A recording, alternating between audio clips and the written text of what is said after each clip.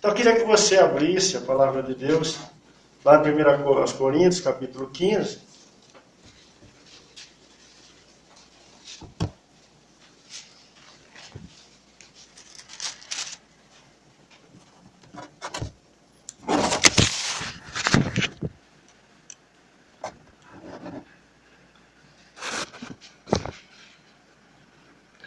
Nós já vimos que havia ali em Corinto alguns negando a própria ressurreição do Senhor. Eles mentem, né?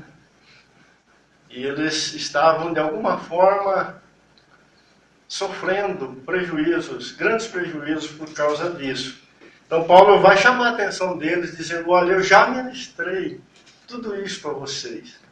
Ou seja, o evangelho que eu preguei para vocês tem como grande fundamento o fato do Senhor ter morrido e ressuscitado.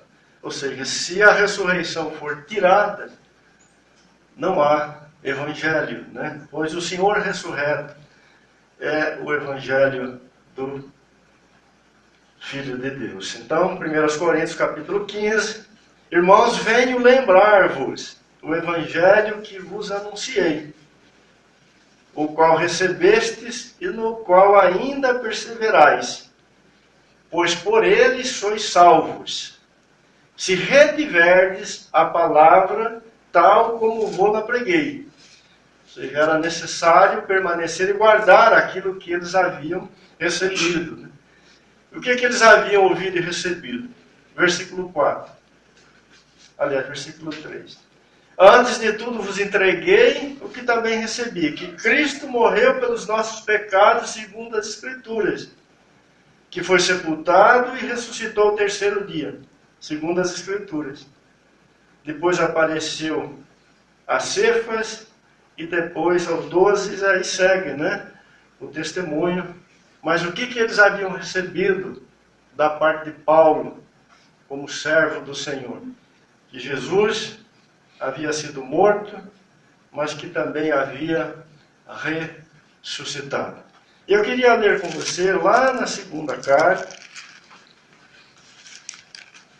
E hoje nós vamos olhar como a ressurreição toca a nossa vida, tendo como base a segunda carta que Paulo escreveu aos Coríntios. Capítulo 4.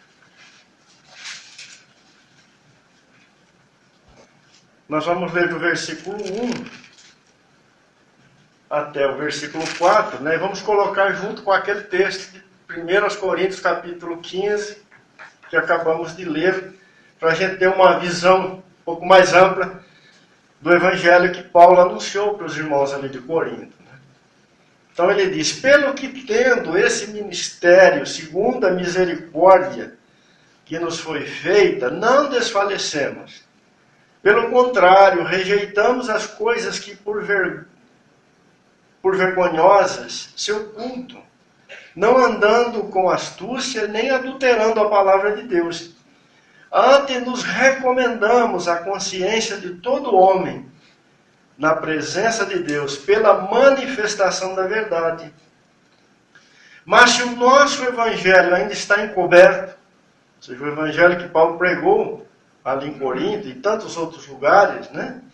Diz ele, é para os que se perdem que está encoberto, nos quais o Deus deste século cegou o entendimento dos incrédulos, para que lhes não resplandeça a luz do evangelho da glória de Cristo, o qual é a imagem de Deus.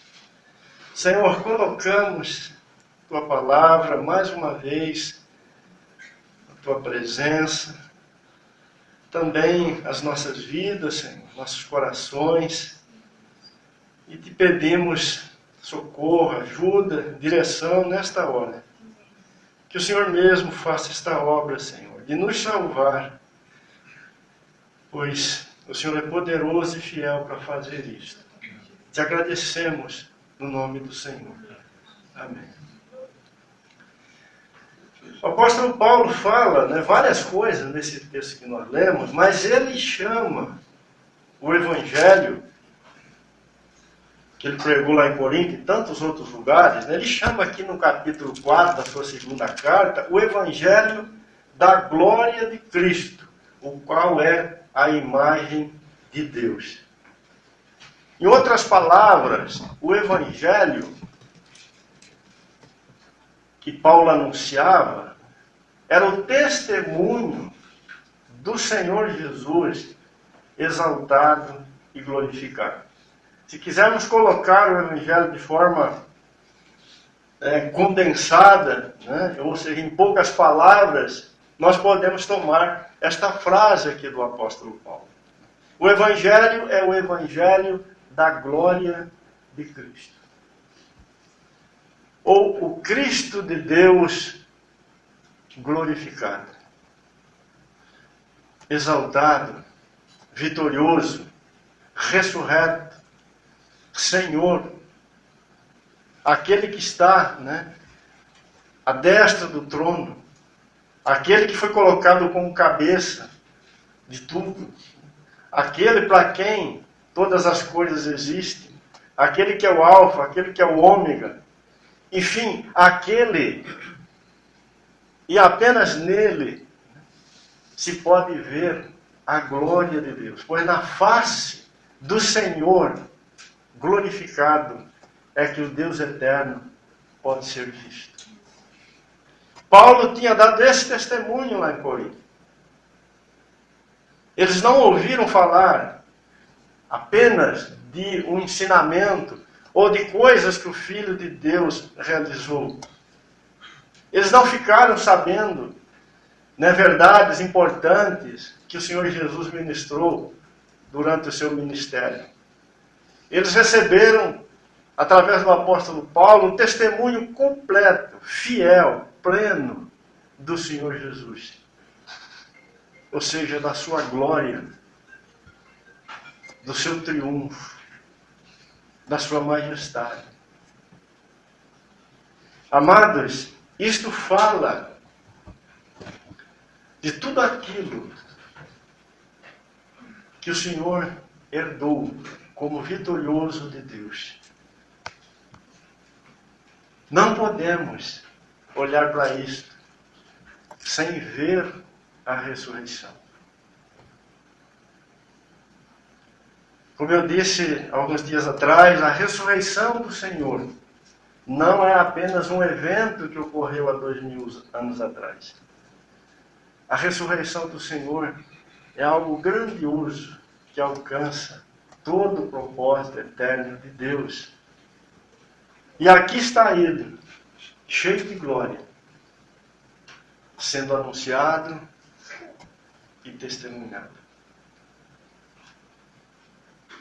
Se olharmos para a vida do apóstolo Paulo e olharmos para a vida dos irmãos ali de Corinto, nós vamos notar uma grande diferença. Eu não sei quem já teve o cuidado de fazer isto. Eles eram filhos do mesmo Deus, salvos pelo mesmo Cristo. Tinham ouvido e recebido a mesma palavra. Estavam vivendo pela mesma verdade. Mas por que tanta diferença na vida deles?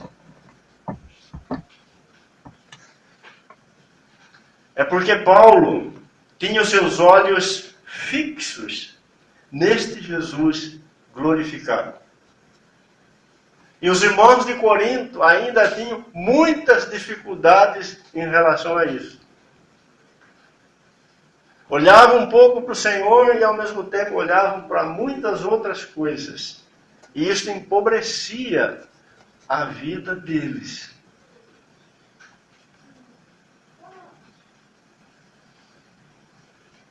Podemos dizer que na vida do apóstolo Paulo era encontrada abundância da vida de ressurreição como experiência dele.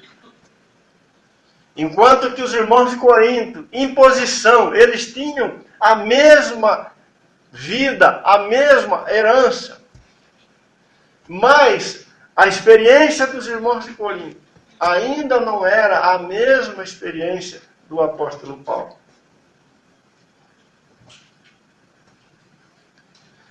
Queridos, o que dá testemunho do Senhor Jesus na terra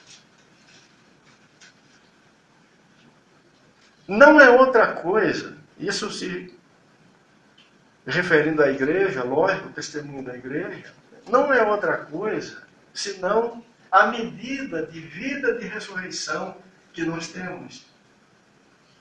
E não a cor do paletó que usamos.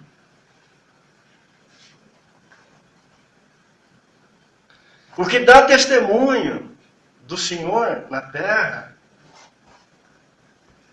não é o rótulo que nós usamos, seja ele qual for, mas o quanto de vida de ressurreição do Filho de Deus pode ser visto em nós.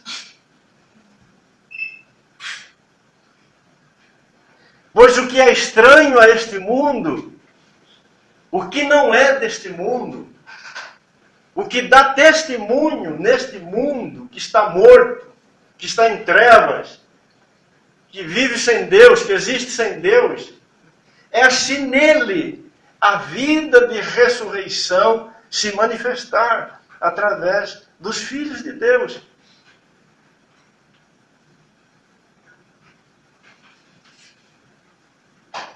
Não são as nossas engenharias, né? Não são os nossos jeitos, as nossas ideias, as nossas fórmulas humanas que dão testemunho, ou que podem ser chamadas de luz ou de sal na terra.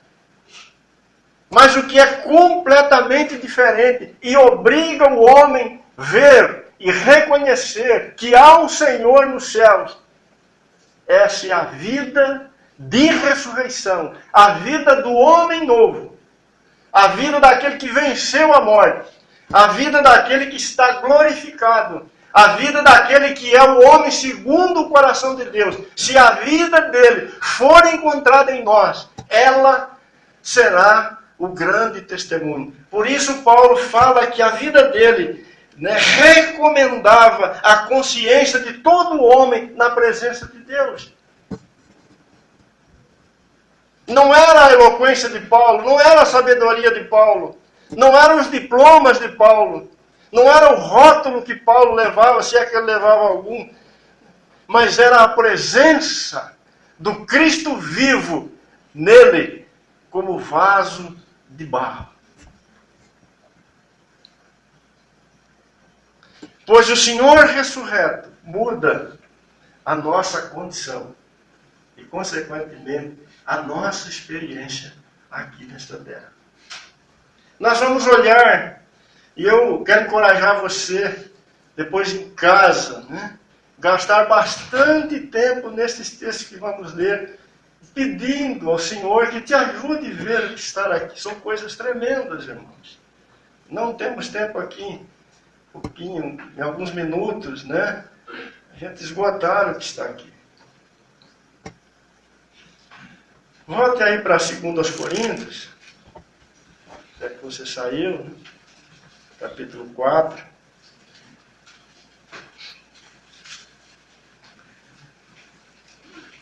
A partir do versículo 7. Temos, porém, este tesouro em vaso de barro. O que Paulo está chamando aqui de tesouro? O Cristo glorificado. Que na pessoa do Espírito Santo de Deus habita o seu povo. Para que a excelência do poder seja de Deus e não de nós. Em tudo somos atribulados, porém não angustiados. Perplexos, porém não desanimados. Perseguidos, porém não desamparados. Abatidos, porém não destruídos. Levando sempre no corpo o morrer de Jesus, para que também a sua vida se manifeste em nosso corpo. Porque nós que vivemos somos sempre entregues à morte por causa de Jesus, para que também a vida de Jesus se manifeste em nossa carne mortal. De modo que em nós opera a vida, mas a morte, mas em vós a vida. Tendo, porém, o mesmo Espírito, de fé, como está escrito. Eu criei, por isso é que falei.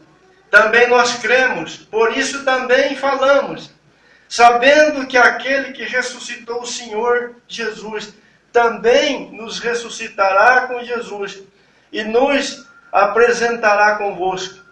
Porque todas as coisas existem por amor de vós, para que a graça, multiplicando-se, torne abundantes as ações de graças por meio de muitos, para a glória de Deus. Mas qual era o segredo do apóstolo Paulo? De onde vinha a sua vida de poder? Observe o que ele fala no versículo 14.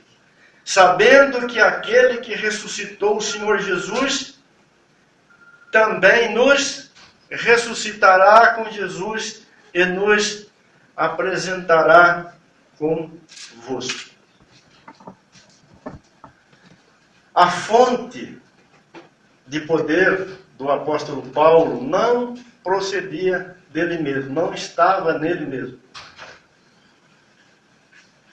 A sua fonte de poder era o Filho de Deus que habitava a sua vida.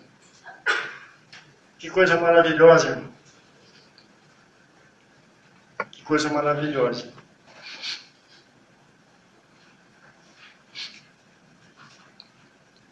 Nós precisamos descobrir na nossa experiência, de forma muito intensa, este caminho.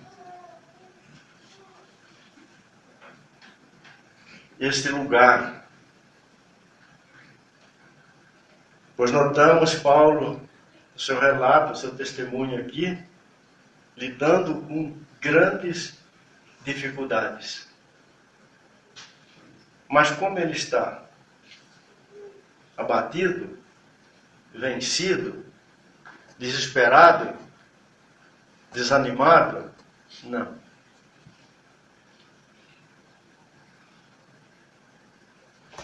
Ele olha para o seu Senhor ressurreto. Versículo 14. Não tire os olhos desse versículo. E ele diz assim, como o Senhor Jesus foi ressuscitado, nós também seremos ressuscitados. Paulo era um homem que desistiu de viver e de lidar com as dificuldades desta vida baseado em algum recurso próprio. Todos os seus recursos procediam do Filho de Deus. Ele disse, levo sempre no corpo o morrer de Jesus, para que também a sua vida se manifeste em nosso corpo.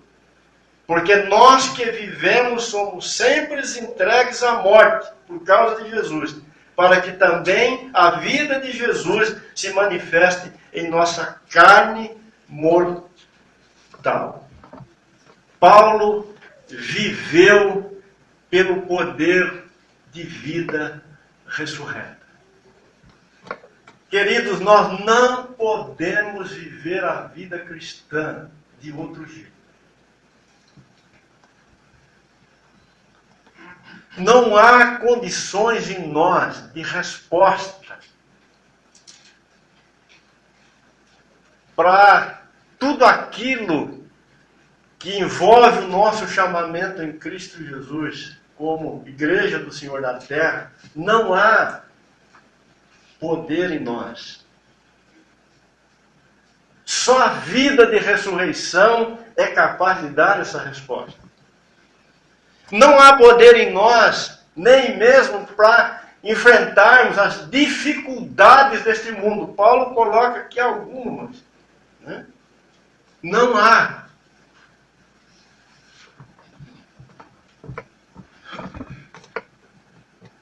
Você pode fazer tudo o que você puder. Você vai sempre perder, se esse fazer seu for a força do seu braço, a determinação do seu coração, a boa vontade do seu coração.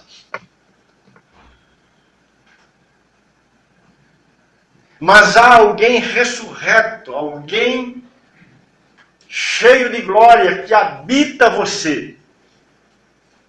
E a vida dele, esta vida gloriosa,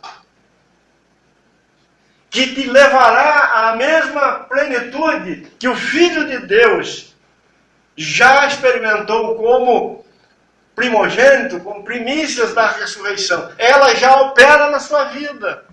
Ela é suficiente para te conduzir em vitória na presença do Senhor.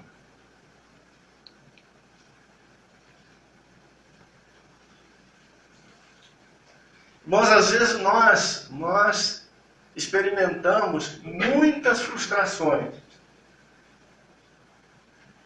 E vamos continuar experimentando até que o nosso coração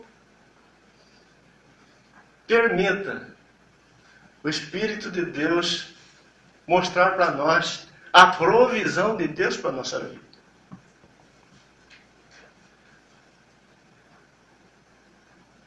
Enquanto acharmos que podemos, vamos caminhar sozinhos.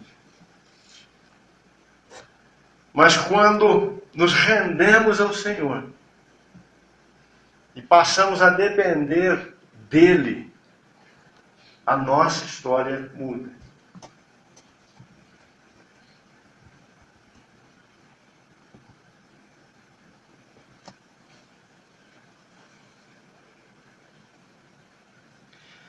No versículo 17, Paulo fala assim, depois de ele ter dito no 16, né? Por isso não desanimamos, por causa desse poder de vida ressurreta. Versículo 17. Porque a nossa leve e momentânea tribulação produz para nós eterno peso de glória, acima de toda comparação. Não atentando nós nas coisas que se veem, mas nas que não se veem. Porque as que se veem são temporais e as que não se veem são eternas. Paulo viveu a sua vida pelo fato dele ver sempre o Filho de Deus ressurreto e exaltado. Ele viveu a sua vida com o que vamos chamar de um senso de eternidade dentro do seu coração. Ou seja, fazendo parte da sua experiência como Filho de Deus aqui na terra. Ele tinha um testemunho interior de que ele era possuidor de vida eterna. Vocês se lembram que ele exortou os irmãos ali de Corinto, dizendo que se não há ressurreição, vamos comer e beber, porque amanhã nós vamos morrer. Por que Paulo foi tão firme na sua caminhada? Porque dentro dele havia um testemunho de vida eterna, que decorria do fato dele ver o Filho de Deus ressurreto e exaltado. Irmãos, nós não podemos avançar na velocidade que precisamos avançar se isso não for verdade para nós. Paulo fala aqui de tribulação do momento. Ele fala de um contexto, que ele chama aqui, atentando nós nas coisas que se veem. Ele fala de um contexto, e quase sempre, para não dizer sempre, era desfavorável a Paulo. Prisões, perseguições e muitos sofrimentos que ele enfrentou. Mas como Paulo vivia? Olhando para aquilo que é eterno.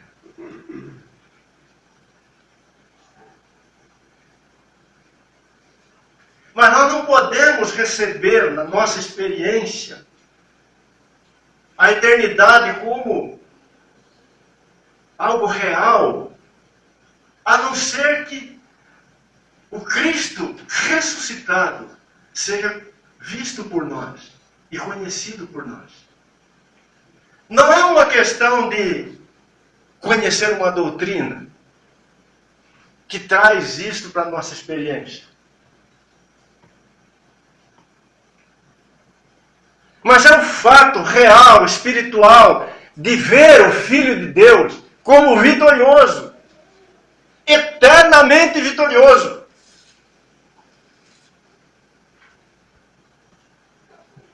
Porque, irmãos, que a igreja de hoje está tão confusa, tão sem rumo, andando em círculo. Porque quando se perde aquele senso de eternidade, quando se torna e se coloca fora do alcance dos nossos olhos aquilo que é eterno, e tudo aquilo que é eterno está em Cristo Jesus, nós ficamos à deriva.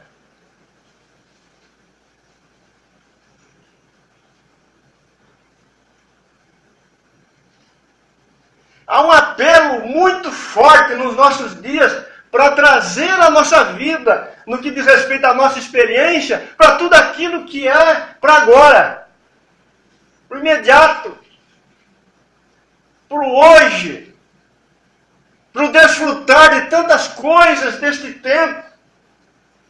Mas o povo de Deus, os santos do Senhor, eles são diferentes porque eles vivem por aquilo que é eterno. E aquilo que é eterno procede da vida de ressurreição que foi plantada dentro deles. Mudou a sua condição. E, consequentemente, a sua experiência.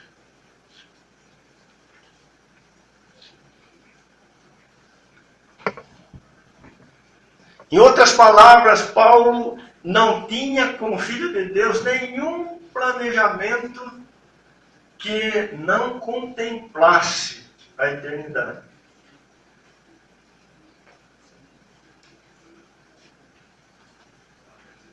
Essa é a nossa experiência?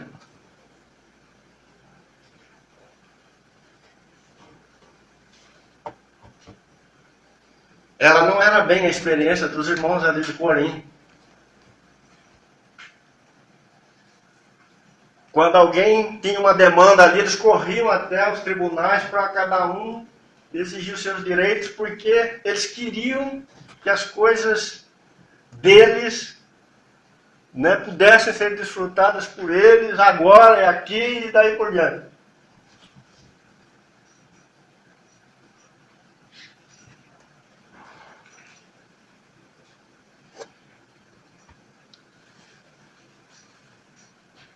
No capítulo 5, até o versículo 4, 1 ou 4, ele continua assim. Sabemos que se a nossa casa terrestre, Paulo, tudo que ele está falando aqui, ele está falando e tendo como pano de fundo o versículo 14, tá? O Senhor ressuscitou e nós também seremos ressuscitados. Sabemos, versículo 1 do capítulo 5, que se a nossa casa terrestre desse tabernáculo se desfizer, temos da parte de Deus um edifício, casa não feita por mãos, eterna nos céus. Por isso, nesse tabernáculo gememos, aspirando por sermos revestidos da nossa habitação celestial, se todavia formos encontrados vestidos e não nus. Pois, na verdade, os que estamos nesse tabernáculo gememos angustiados, não porque queremos ser despidos, mas revestidos, para que o mortal seja absorvido pela vida. Bom, Celso já leu nesse versículo, já compartilhou algumas verdades maravilhosas, olhando para ele. Mas eu queria chamar a atenção dos irmãos aqui para algo tremendo que temos. Paulo, ele era um homem que vivia com um senso de mortalidade muito forte no seu coração.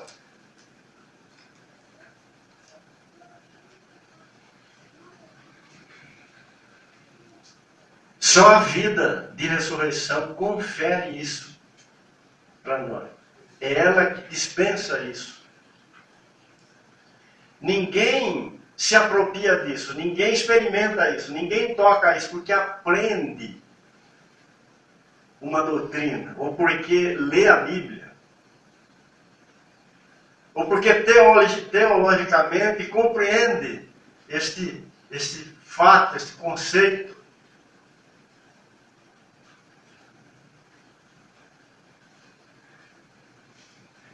Todos nós, como homens naturais, nós vivemos desde pequeno, desde o primeiro momento que passamos a ter consciência de nós, de que somos mortais. Não é verdade? Eu não sei se você já parou para pensar nisso. Mas desde os primeiros dias da sua vida, quando você descobriu que você é alguém, e você se viu mortal.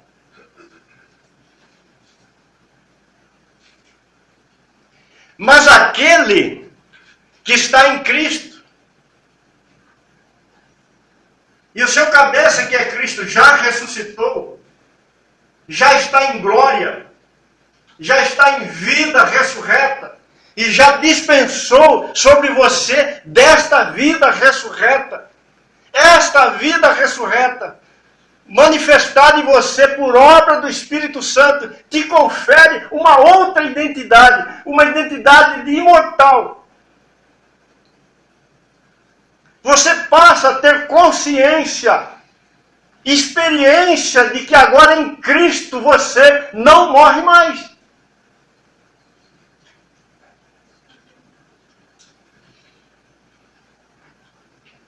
Querido, é isto que vai fazer de você alguém diferente neste mundo.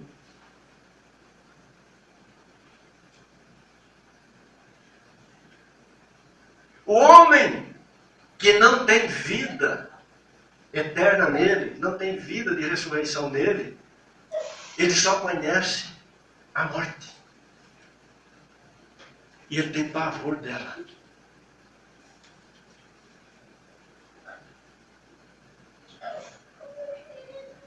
Mas a vida do Senhor, ela diz para nós que a morte foi vencida. Paulo, quando ele escreve aos Romanos, capítulo 6, ele diz que Cristo morreu uma vez para o pecado, mas ressuscitou. E agora, ele vive para Deus. E agora, ele não morre mais. Ele não pode morrer mais. Se você está em Cristo, Ele te introduziu nesta vida. E ela te alcança.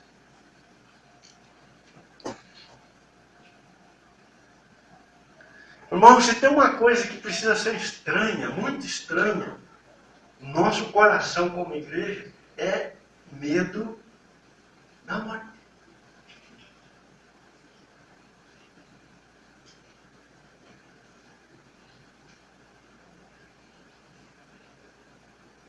Vai morrer. Aqui nós temos um homem que não está com nem um pouquinho de medo de morrer. Pelo contrário, ele está desejoso de partir.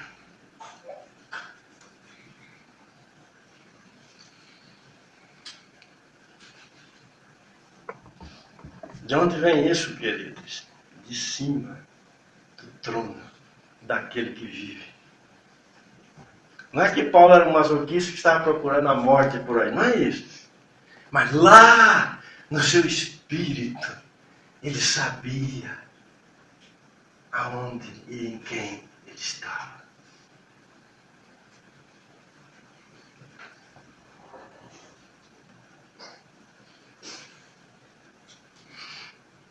No versículo 5, desse capítulo 5, ele fala assim: foi o próprio Deus quem nos preparou para isso, otorgando-nos o penhor do Espírito, a garantia do Espírito Santo. O Espírito Santo, ele é quem dá testemunho destas coisas no nosso coração. Quanto mais cheio do Espírito Santo um homem for, mais seguro e cheio de todas estas verdades gloriosas que estão em Cristo Jesus serão encontradas na vida dele. Pois somente o Espírito Santo de Deus pode comunicar ou dar testemunho de todas estas glórias no nosso espírito. Paulo, escrevendo aos Romanos, ele fala que quando o Espírito de Deus é derramado sobre os filhos de Deus, imediatamente ele vai dar testemunho de que Deus é nosso Pai. E esse mesmo Espírito que vai dar testemunho de todas estas glórias que a igreja tem em Cristo Jesus. Riquezas insondáveis.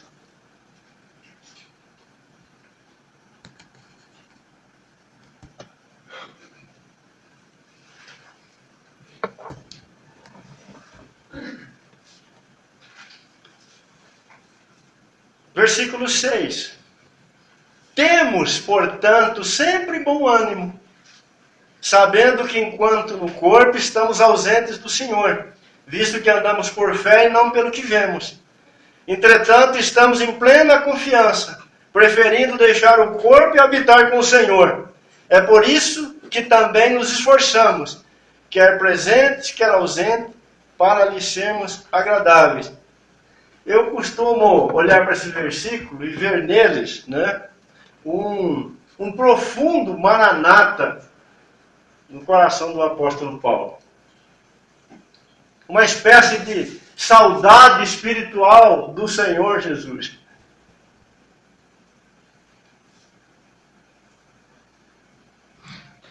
Ele testemunha aí, que se ele pudesse, ele preferia deixar o corpo e habitar com o Senhor. Mas presente ou ausente, ele se esforçava muito para agradar o Senhor.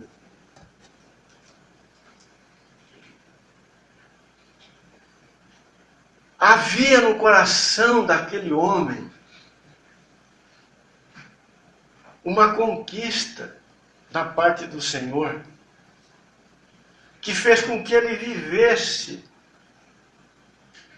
completamente devotado ao Filho de Deus.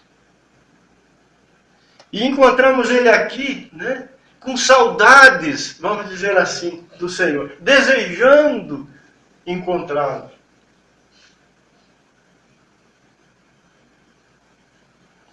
Pois a mesma vida que está em Cristo está naqueles que são de Cristo. Quando você olha para o final do livro de Apocalipse, você vê a igreja ali, o Espírito de Deus, gemendo pelo Senhor.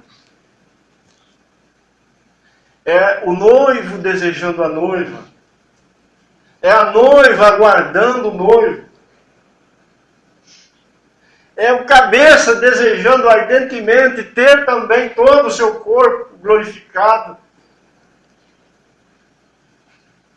É o bom pastor, o grande pastor, o supremo pastor, desejando ardentemente ter as suas ovelhas realmente reunidas com ele. O grande Senhor desejando ter todos os seus servos à sua mesa, participando da sua grande ceia. Irmãos, a vida de ressurreição, ela nos toma deste jeito.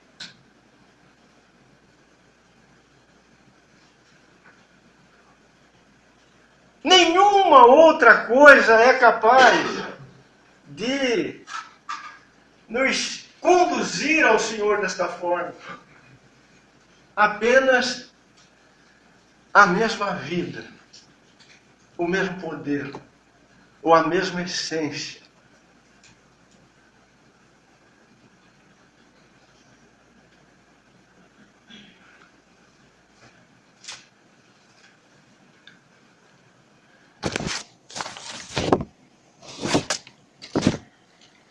No versículo 10,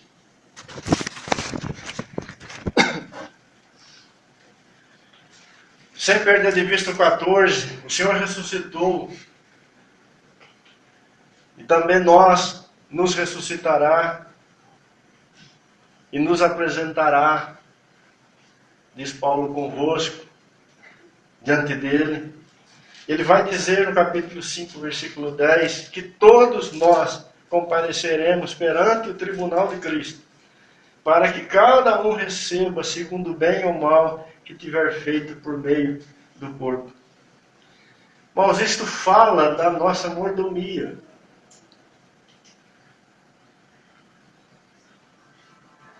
Quem olha para o Senhor ressurreto, se você leu 11 também, olha, dá uma olhadinha no começo do versículo 11. Assim, conhecendo o temor do Senhor, persuadimos os homens que somos cabalmente conhecidos por Deus. Paulo vivia de uma tal forma que ele tinha plena consciência de que estava sempre na presença do Senhor. Não era alguém que vivia, o Senhor está lá nos céus, eu estou aqui na terra, e de vez em quando a gente senta e dá uma ajustada nas coisas. Não. Ele vivia cada minuto da sua vida consciente de que estava servindo um Senhor vivo. E que este Senhor vivo habitava a sua vida. Que não há como estar ausente dele. Pois ele é o nosso cabeça e nós somos o seu corpo.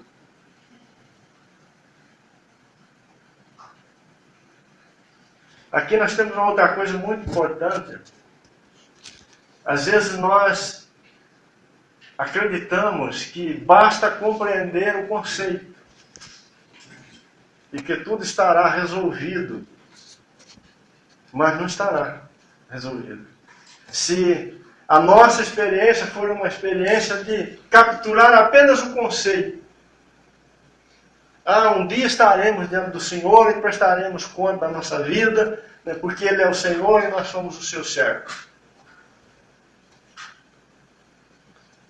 É muito mais do que isso.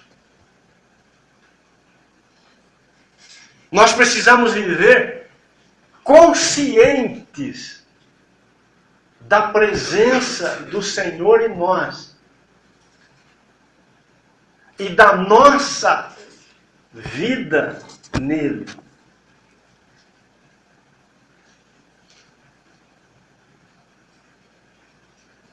Paulo era um homem que já não se via mais a parte do Filho de Deus.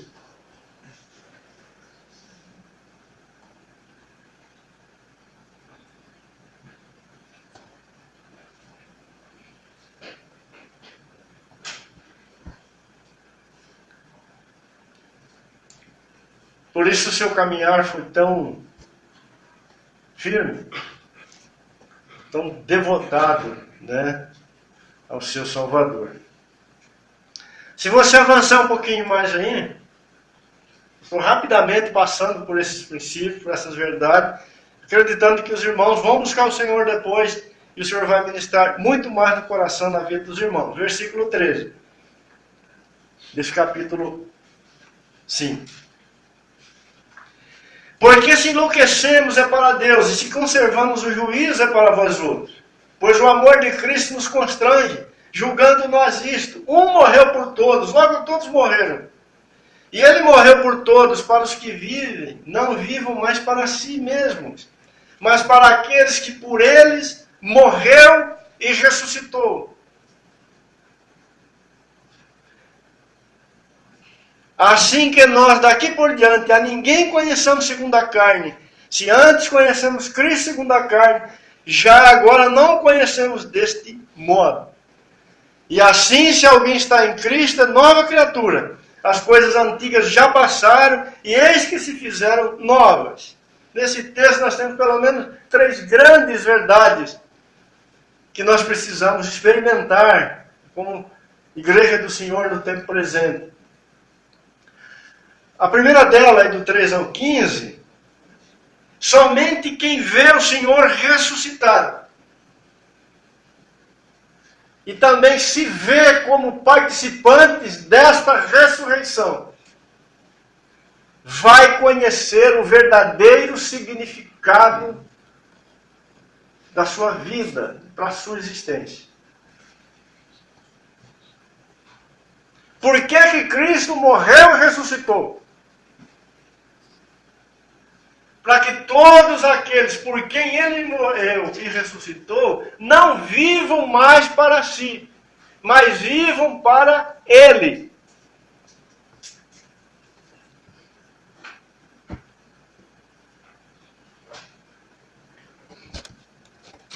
Irmãos,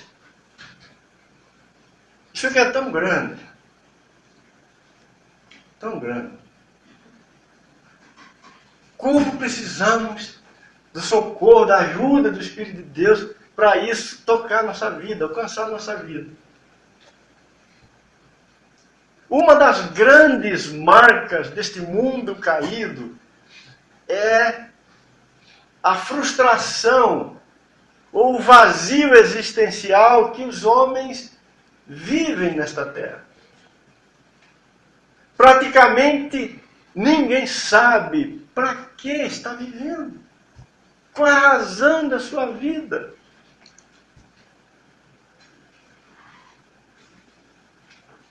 Daí um desespero encontrado no coração dos homens. E eles vão morrer procurando, e vão morrer vazios e vazios. Porque o único e grande propósito da parte de Deus para o homem é que este homem viva para aquele e por aquele que por eles morreu e ressuscitou.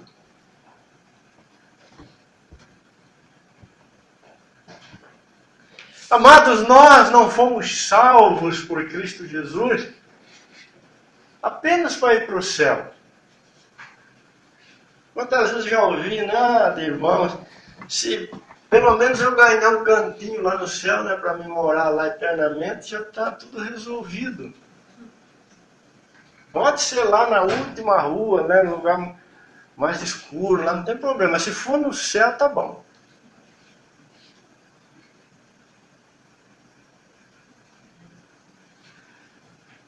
Nós fomos salvos, tirados de nossos pecados, nossa morte, para pertencermos a Cristo. Para sermos dados como noiva ao noivo. Nós não somos o propósito eterno de Deus, mas o propósito de Deus é seu Filho amado. É para Ele que Deus está conduzindo todas as coisas.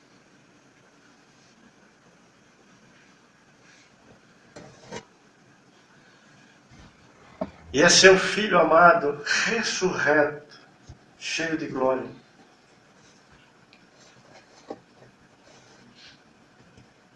Esta vida de ressurreição que está dentro de você, se você é nascido de novo, é gerado pelo Espírito Santo de Deus, ela vai te capturar para Cristo Jesus.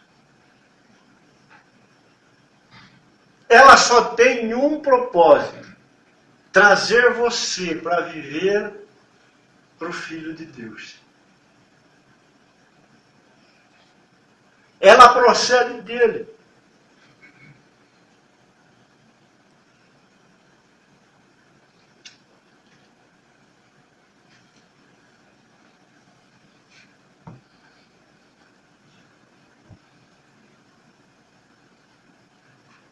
É ela que te chama. Ela dá testemunho.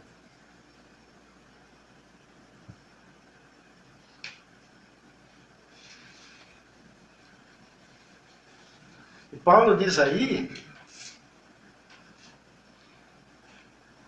que aquele caminho natural, ele fica para trás.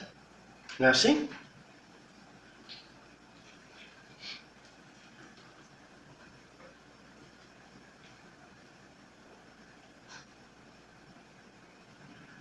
Todos nós um dia vivemos para nós, ou para alguma coisa. A vida natural nunca nos levará a Cristo. Se vivemos pela vida natural, vamos sempre terminar na morte, no abismo, no fracasso. Mas a vida de ressurreição,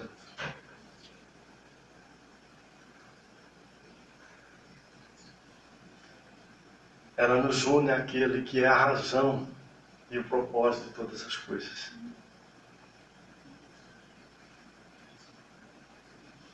Mas não é uma questão de fazer força, mas é uma questão de natureza. Se você plantar um pezinho de abacaxi lá no seu quintal, ele não vai dar manga, ele é abacaxi.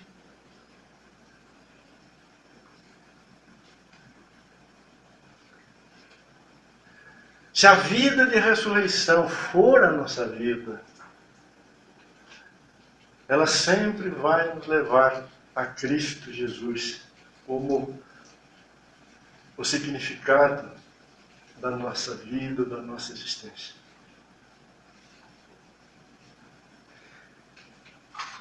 No versículo 17, Paulo fala: se alguém está em Cristo, as coisas antigas já passaram e eis que tudo se fez novo. Por que tudo se fez novo?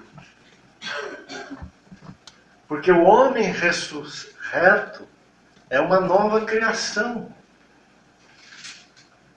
É uma nova humanidade.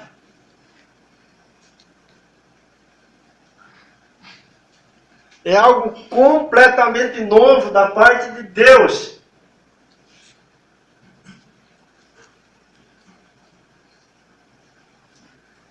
A gente pode ouvir 1000 vezes que somos uma nova criatura. E não haverá testemunho no nosso espírito se não estivermos bebendo de fato daquele que é a nova criação. Se a vida ressurreta do Filho de Deus não estiver presente no nosso espírito, ela é nova criação.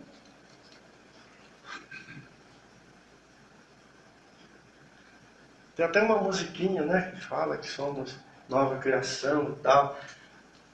A alma pode cantar 1000 vezes essa musiquinha e ficar toda mexida, toda animada com essa verdade.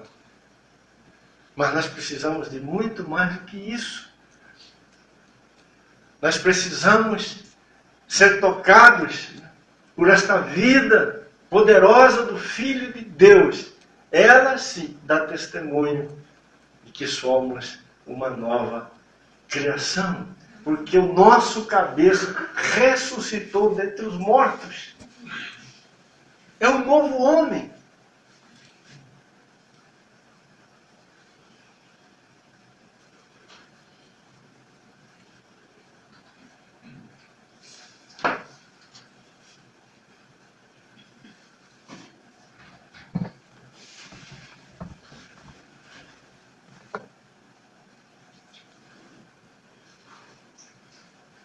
Nenhuma teologia do mundo pode te convencer disso. Mas a vida de Jesus, ela tem essa natureza. Ela é nova.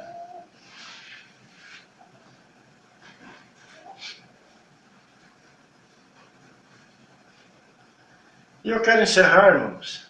Temos muitas outras coisas aqui, mas nós vamos ler apenas mais um texto. E nós vamos para capítulo 6 ainda, versículo 14. Paulo ainda não terminou o raciocínio, o pensamento que ele vinha, né, desde o capítulo 4.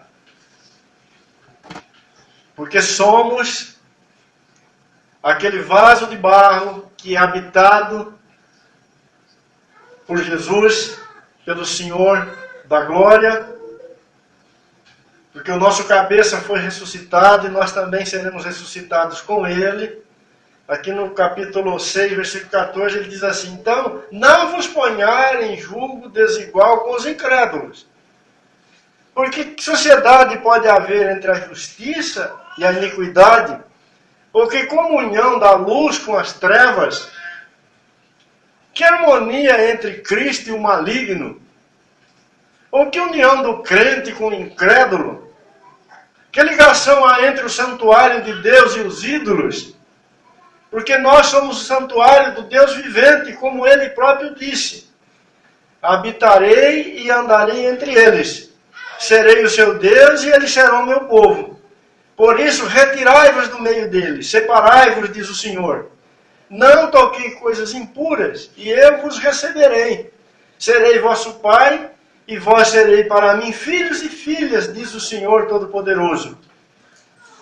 Tendo, pois, ó amados, tais promessas, purifiquemo-nos de toda impureza, tanto da carne como do espírito, aperfeiçoando a nossa santidade no temor do Senhor.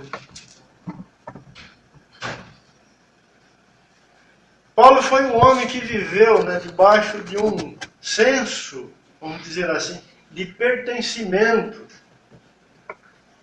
Desde o primeiro dia que ele se rendeu ao Senhor. Ele se considerou alguém que pertencia completamente ao seu Senhor, ao seu Salvador. Paulo teve essa compreensão, não só em relação à sua vida particular, mas ele viu, provavelmente como nenhum outro, que assim deve viver a igreja do Senhor, o povo do Senhor. Se fomos ressuscitados em Cristo, se pertencemos ao Senhor, nós temos um convite, para não dizer uma ordem, que devemos viver como um povo separado, como um povo celestial, como um povo que está completamente consagrado ao Senhor da glória. Um povo que está na terra, que ainda vive com os homens que não conhecem a Deus, mas aqui neste mundo devemos viver como um santuário, como um lugar da morada de Deus, como um lugar aonde os céus podem se manifestar na terra, como um lugar aonde este mundo vindouro de glória em Cristo Jesus já alcança este mundo. Irmãos, como pode alguém, se você olhar para esse texto último que lemos, é o que está aí, que está desta forma em Cristo, e Cristo nele, viver de um outro jeito nesta terra? Paulo faz uma pergunta aqui, né? Que harmonia há entre Cristo e o maligno? Que harmonia entre aqueles que são uma nova criação e a velha criação?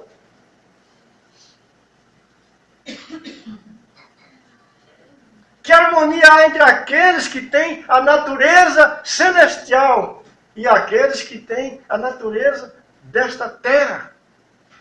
Nenhuma harmonia.